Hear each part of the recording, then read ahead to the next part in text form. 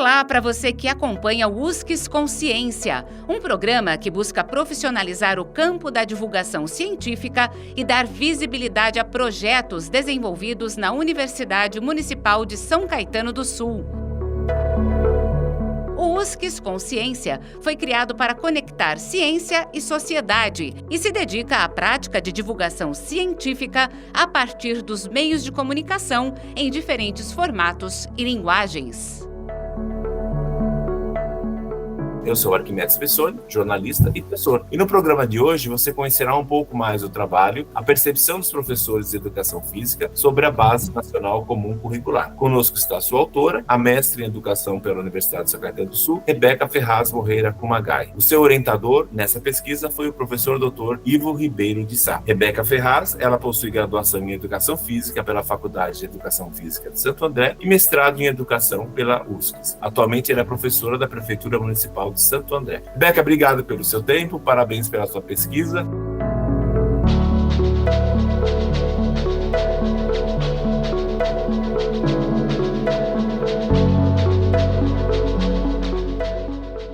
E vamos começando aqui, com a primeira questão, que é a questão da temática primeiro. Como é que você veio parar na USCS, O que te motivou a fazer o mestrado? E se você já veio com essa ideia de estudar o BNCC? Obrigada pelo convite. Estou muito feliz de compartilhar aqui um pouquinho da minha trajetória do mestrado com vocês. E realmente não era esse o tema que eu tinha interesse de pesquisar. Eu conheci a USCS, o mestrado da USCS, através de outras professoras da rede que estavam fazendo e me interessei, participei do processo seletivo e a minha intenção inicial era falar sobre a formação de professores. Nas primeiras orientações, trocando um pouquinho da minha prática, dos meus problemas com o professor Ivo, a gente chegou nessa curiosidade em relação ao BNCC, uma vez que o documento ele tinha sido homologado em 2017 e em 2019 o documento curricular de Santo André foi apresentado já com os ajustes propostos pela base. Então, daí surgiu o interesse. E aí, Rebeca, é claro, quem nos ouve e que nos assiste pode ser que não tem relação com a educação. Então, a primeira questão que eu ia te propor é se você pudesse explicar o que é o BNCC. Vamos lá. A BNCC, eu vou me abster assim, da crítica política, de um olhar macro, para me limitar mesmo à definição que o MEC indica sobre a BNCC. É um documento normativo, obrigatório para todos os níveis de educação, então, educação infantil, ensino fundamental e ensino médio, e ela define quais são as aprendizagens essenciais que todos os documentos curriculares precisam conter. Então, é uma diretriz, uma referência para a construção desses currículos. Essa é uma definição básica, mas tem o histórico de construção, a questão política e tudo mais. Mas, basicamente, é isso, é uma diretriz. Então, é claro que a gente começa o mestrado com um programa amplo e vai fechando. Então, até pela sua atuação como professora de educação física, você comentava, você já está há quase 10 anos na Prefeitura de Santo André, Imagino que a sua área de interesse seria essa. Aí vocês fecharam com uma pergunta, problema, que eu vou ler para quem não conhece, é como os professores de educação física dos anos iniciais do fundamental, então já fechou mais ainda, da Rede Municipal de Santo André, já tem um locus de pesquisa,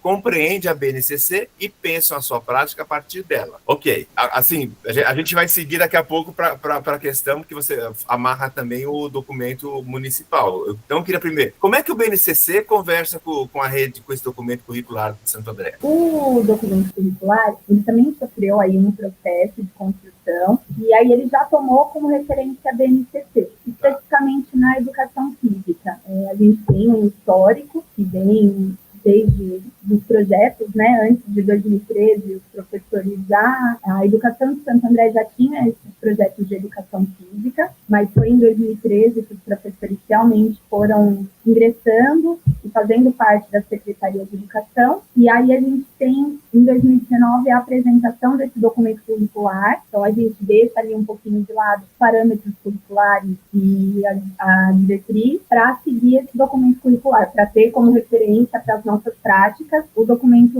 curricular de Santo André. E ele já vem com essas orientações advindas da base. Ô, Rebeca, uma curiosidade, assim, eu também já fui professor há muitos anos, assim, tem muita coisa que é teórica, que é basicamente burocrática e tal. Você sentia na tua prática do dia a dia que os seus colegas de profissão, ou seja, professores de educação física, tinham conhecimento / interesse em saber quais são as diretivas municipais ou o que é o BNCC? Era uma coisa muito comum no dia a dia de vocês? Era assim, deixa para a direção isso aí, que vai montar alguma coisa. A gente tem que dar mais aula, né? É isso, o teu feeling? Na verdade, não. Não? Porque como a Educação Física de Santo André, ela tinha esse momento formativo específico para os professores de Educação Física, então é importante contextualizar também. De 2013 até meados de 2022, nós tínhamos um momento formativo exclusivo da Educação Física. Então, todas as segundas-feiras, professores se reuniam junto com uma equipe gestora, coordenadora, assistente pedagógica, para tratar as questões da educação física. Então, um grupo de mais de 100 professores se reuniam às segundas, divididos em 2 momentos, professores do período da manhã e o período da tarde. Então, a questão teórica também era discutida, a questão documental também era discutida. Como eu construo a minha prática, como eu chego na quadra. Então, sempre houve essas discussões, né? Não, então é legal, é sinal que você já estava meio que isso não é um bicho de outro planeta, né? É uma coisa que fazia parte do teu dia a dia. Aí, então, você resolveu fazer o desenho metodológico, que é uma coisa que eu acho muito legal na tua pesquisa. 100 professores é muita coisa para você conversar, né? Então, você teve um critério. Conta pra gente como é que você chegou, porque uma parte do teu trabalho, além de tua revisão teórica, óbvio, você foi a campo, né? Que eu acho que é a parte mais rica do trabalho, você foi, ouviu dos coleguinhas e tal, né? Aí, desliga a chave da Rebeca, professora, liga a chave da Rebeca, pesquisadora, né? Primeiro, você teve algum deslize, assim, tipo assim, agora eu sou pesquisadora. Não, agora eu sou professora. Então, as pessoas te viam como pesquisadora nessa hora. E o que você queria saber desses professores exatamente? Como é que você fez aliás, quem eram esses professores que responderam a tua pesquisa, a tua entrevista e tal? E como é que você achou? Certo, então vamos começar aí pelo critério. Na rede municipal de Santo André, as escolas elas são divididas em setores. Então, na época, eram 10 setores. E aí surgiu a indicação. Nós solicitamos que a minha coordenadora, na época, indicasse quais escolas, e as escolas indicariam o professor. E aí, a partir daí, a gente convidou o professor para participar dessa entrevista. Assim, agora, para outra pergunta, se eu consegui, assim, sair do papel professora para o papel pesquisadora. Sim. Eu tive, assim, acho que foi uma sorte. A maior parte dos entrevistados eu não conhecia, eram professores da manhã que eu conhecia de conversas. Então, um outro professor conhecia, e a prática daquele professor é interessante. Então, de conversas, assim, não profissionais, né?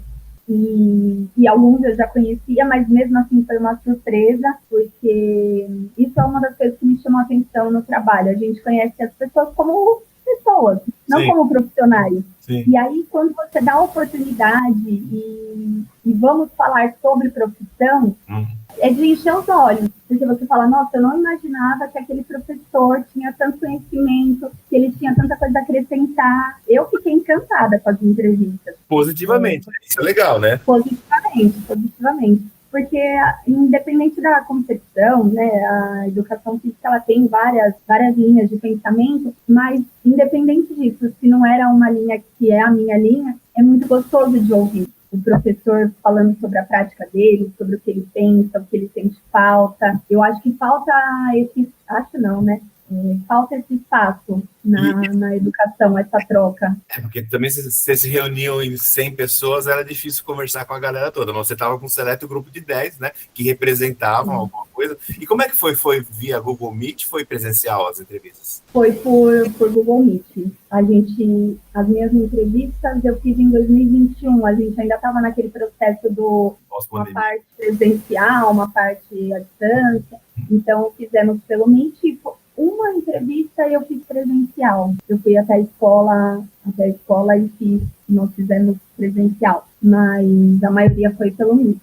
E foi, claro, um questionário que vocês aprovaram, né? Você, o orientador, o Ivo, previamente. Você perguntou as mesmas coisas para os 10, né? E depois, como é que você fez para extrair as informações que lhe eram interessantes para você fazer a interpretação? Então, a interpretação foi uma ideia do Ivo. A gente passou pelo software, o Iramotec. Tá. Análise de conteúdo. Faz uma análise disso. E aí, a partir disso, a gente tira...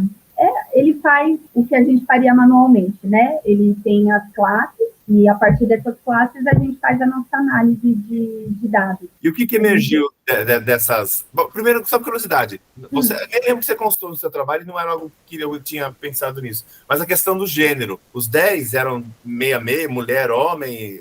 Como é que era? Não, a gente não colocou como critério. Sim, critério mas os 10 foram... Homens, mulheres... Foi bem equilibrado. De tudo, tá? Foi bem equilibrado. A tua profissão, ela é majoritariamente feminina ou masculina? Porque eu sempre tive professor de educação física, mas eu sou do século passado, né? Hoje tem mais mulheres exercendo? Para ser sincera, eu não tenho conhecimento desse dado na Prefeitura de Santo André, se são mais homens ou mulheres.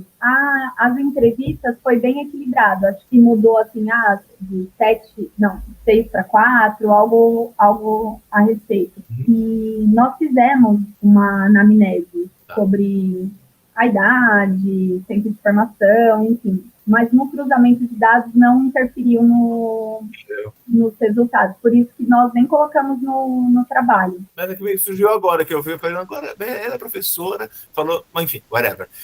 E o que emergiu desses dados a partir do Iramuteca? Teve alguma surpresa para você, positiva ou negativa? Ou confirmou aquilo que você já... Porque normalmente você é parte de uma hipótese, né? Que eles conheciam, ou afetava ou não afetava, né? E aí depois você comprova via questionário. E algumas coisas você fala assim, não, vai dar isso. Aí você chega, nossa, deu o contrário. Deu alguma diferença para você? Olha, diferença... Uma coisa que eu parti mesmo dessa hipótese era a dificuldade da gente conseguir traduzir um documento na prática, que é algo que nós já trocávamos de informação, então eu já tinha esse pensamento. Mas que emergiu foram grupos, então, num primeiro momento, em relação ao documento, a gente tinha, sim, alguns professores que eles não tinham muita clareza e não conseguiam dar continuidade, assim, à nossa conversa. Mas, por outro lado, o outro grupo, eles tinham muita propriedade, e aí eu tinha um grupo que concordava tanto com a questão política, a história de construção da base e do documento curricular de Santo André, e um outro grupo crítico, que não concordava, que não... eles trouxeram muitas críticas a respeito, tanto do processo de construção da base político e de construção, quanto do documento curricular. Então, assim, todos tinham bastante propriedade, o que eu achei fantástico, me surpreendeu, e esses dois grupos, assim, de um concorda, acha legal, e o outro que não. Mas pelo menos o que era comum a todos era o conhecimento do documento, né? Porque tem aquele pessoal, não li e não concordo. Pô, mas você nem liu, né? Então, mas aparentemente todos sabiam do que estavam falando e eles podiam concordar ou não concordar. Isso foi legal, isso emergiu para você. Bom, e aí, depois que você extraiu essas várias informações e tal, a gente tem aquele momento, né? Como é um mestrado profissional, você tem que fazer o bendito do produto, né? E eu queria que você falasse um pouco como é que surgiu a história do produto a partir do que você chamou de anamnese, né? Não sei se você usavam isso aí também na educação física, mas é legal isso aí, né? Então, a partir do diagnóstico, qual foi o remédio? Eu, durante as entrevistas e conversando bastante comigo, a minha ideia era fazer um podcast, porque eu vi como os professores eles têm muito a dizer e nós, como pesquisadores, devemos ouvir e aí sistematizar isso, né? Então, eu queria um podcast, mas não foi possível devido ao tempo. E aí o Ivo corta as asinhas e dá a gente puxa vocês para baixo, a gente traz para a realidade. Exatamente, porque a gente não tem noção, né, de quanto... Bom, eu, como uma pesquisadora bebê, eu sou um bebê, né, na pesquisa. Então, a experiência dele contou e ele falou que não era possível.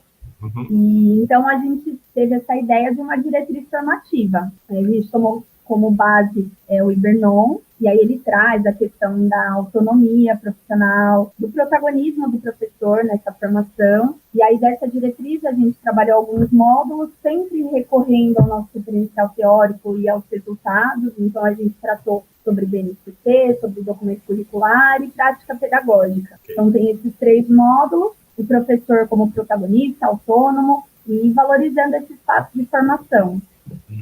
Essa foi a ideia. Então, e você gostou do produto? Você gostou? Gostei. Você gostou? Eu acho que ele tem potencial. Então, e aí eu ia perguntar para você. A sua defesa, o seu mestrado, termina nessa parte, em que você apresenta toda a tua pesquisa, a formatação, manda lá para a revisão da BNT, né? E apresenta o teu produto. A banca aprova, parabéns, o semestre agora, mas não há necessariamente tempo para você testar o teu produto, né? Assim, olha, para mim tá ótimo. Você chegou a testar? Você teve esse tempo, mesmo depois, para mostrar para os colegas, ou pelo menos fazer a devolutiva para esses 10 que você entrevistou? Então, infelizmente, nós tivemos posso dizer, uma decadência em relação à nossa formação. Tá. Então, eu terminei o mestrado em 2022, e foi nesse momento que as coisas estavam retomando mesmo, né? E não tivemos mais esses encontros presenciais e nem com o grupo todo. E aí, em 2023, a gente realmente, de forma oficial, não nos encontramos mais, não tivemos uma devolutiva da secretaria, o porquê, né? Sim. Dessa decisão. Uhum. Então, a ideia era, sim, usar esse espaço de formação, que seria um momento que os professores estariam reunidos em horário de trabalho, para aplicar o produto. Então, não foi possível. No final do ano passado, eu apresentei novamente, num outro momento, para a prefeitura, mas eu ainda não obtive a resposta, porque é algo que eu acho que não só para o professor de educação física, a gente tratar as questões de concepção curricular, de concepção de educação, e como isso vai refletir na nossa prática, são de extrema importância. Uma vez que se a gente vai passando sem essa reflexão, a gente vai fazendo mais do mesmo. Mas infelizmente não apliquei meu produto. Você pode fazer o tal do marketing de guerrilha, né? Pelo menos para esses 10 que você entrevistou, você manda o produto, fala o que vocês acham, dá para aplicar? E aí, né, cada um faz a bola de neve e vai aplicando na rede informalmente. Você não precisa necessariamente da prefeitura aprovar o teu produto para vocês começarem, óbvio, né? Mas, enfim, é legal para ter até um feeling, né? Porque você falou, para você, ok, a banca, ok, o teu orientador, ok, mas assim, será que aquele que está lá no chão da fábrica, né, literalmente, na escola, ele vai estar claro para ele, né? Então, fica a minha sugestão aí. Eu acho que uma coisa não elimina a outra, não. Já que eu você adorei a sugestão. Tem o trabalho de fazer. E aí, claro que agora você não tem mais a pressão do IVO, da USP, para publicar, para entregar, mas você pode gerar um podcast, de repente você pode fazer um podcast à parte, né? Não sei o que você faz da meia-noite às 6, né? E está e falar sobre isso, né? Eu acho que tem tudo a ver, não? Foi difícil para você, Rebeca, fazer o mestrado? Foi porque você ainda pegou o rabicho da pandemia, tal, né? Claro que é um impeditivo presencial, talvez as 10 entrevistas pudessem ser em loco, até para você fazer o conhecimento da rede. Não sei se você conhece a rede toda, né? Porque você é bem grande, né? Mas assim, você deu conta, você não parou a vida, você continuou trabalhando, dando aula, você tem os boletos para pagar, você fazia o curso, e você conseguiu equilibrar todos os pratinhos de boa? Olha, eu já começo com uma música que fez parte do meu mestrado. Tem uma página no Instagram que eles publicam memes sobre a vida do pós-graduando. Sim. E aí ele trazia uma música que fala que é suave como um furacão, tranquilo como um vulcão.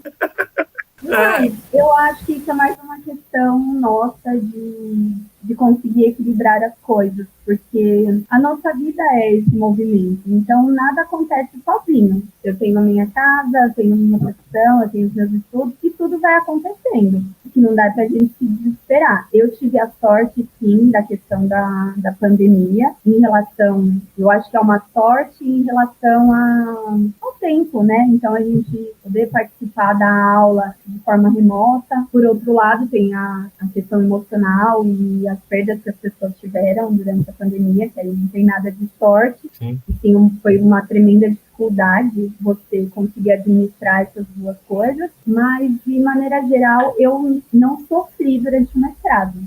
Eu tive a oportunidade de ter o Ivo como orientador, e eu brinquei muito que, além de orientador, ele era conselheiro, ele era psicólogo. Para mim, ele foi uma pessoa super gentil, e que me fez caminhar da forma que precisava. Ele segurou minha mão e foi do meu lado. Segura aí, mano. Agora, que impacto teve o mestrado na tua vida profissional? Você agregou algum valor ao que você já fazia? Ou é só um título para eu ganhar X% a mais do meu salário, né? Porque tem essa história também, né? Não sei se na rede pública vocês costumam subir de carreira, né? Com o mestrado, né? Alguns Alguns lugares fazem. Sim. Na Prefeitura de Santo André, por enquanto, tem esse aumento. E, olha, sinceramente, eu não vou mentir, é maravilhoso. Mas eu acho que o mestrado, para mim, ele foi um chacoalhão. Para eu sair daquele local de estagnação e seguir não só, eu acho que não numa busca de crescimento, mas de movimento, de não parar, tanto profissionalmente quanto pessoalmente. Eu acho que é uma oportunidade ímpar e, para mim, assim, foi muito importante, muito mesmo, assim, pessoalmente, como pessoa e como profissional. Aí você recomenda para os coleguinhas da prefeitura? Recomendo. Eu falo para todo mundo, façam um mestrado. E eu tenho algumas professoras que já estão no processo seletivo, não só da UFRGS, mas de outras universidades, e eu sou uma pessoa que dou uma dica boa. Tem gente que já, não, é muito estudo, você não sabe se vai ter um aumento, mas estudar é sempre importante, independente dessas coisas. Ok. Bom, tem um doutorado agora para você, vai se preparando, então, né? Se o bichinho picou, não tem jeito, né? Eu pensei no doutorado, mas alguns amigos do doutorado não foram tão positivos dessa forma. Não, o doutorado é mais fácil que o mestrado, fica tranquilo. Só que ele é mais solitário, né? Porque como você pesquisa coisas inéditas, sobre aquilo só você sabe ou pouco sabe, né? Agora o mestrado é algo mais amplo, tem, né? Enfim. Mas não desligue essa possibilidade, né? Porque não diga dessa água você não vai beber, porque de repente você, poxa, deixa eu tentar me reciclar, e você volta e vira doutora, né? A gente bebe e se afoga, né? Esse foi o USCS Consciência, programa sobre pesquisas realizadas na Universidade Municipal de São Caetano do Sul. Este episódio teve a apresentação de Arquimedes Pessoni e trabalhos técnicos de Márcio Roberto do Nascimento Filho. O USCS Consciência é uma produção da Coordenadoria de Comunicação e Universidade de São Caetano do Sul e pode ser acessado no canal do YouTube da USCS e nos aplicativos de podcast. Você encontra o USCS Consciência nas redes sociais Facebook e Instagram.